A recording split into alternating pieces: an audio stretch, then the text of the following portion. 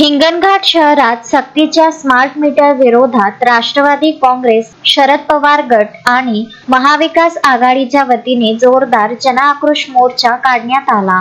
Doctor Babasaheb Ambedkar चौकातून सुरू झालेल्या या मोर्चात भर पावसातही मोठ्या संख्येने महिला, पुरुष, शेतकरी व नागरिक उत्स्फूर्तपणे सहभागी झाले होते.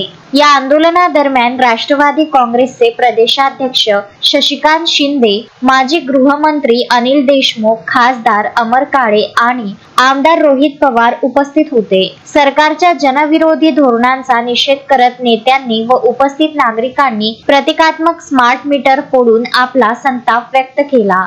घरात जबरदस्तीने बसविण्यात येत असलेले स्मार्ट मीटर तात्काळ बंद करावेत अशी आक्रमक भूमिका नेत्यांनी घेतली. स्मार्ट मीटरमुळे सर्वसामान्य वीज ग्राहकांवर अतिरिक्त आर्थिक भार व लूट होत असल्याचा आरोप नेत्यांनी केला. डॉक्टर बाबासाहेब आंबेडकर चौकातून निघालेला हा मोर्चा उपविभागीय अधिकारी कार्यालयावर धडकून प्रशासनाला निवेदन देण्यात आले.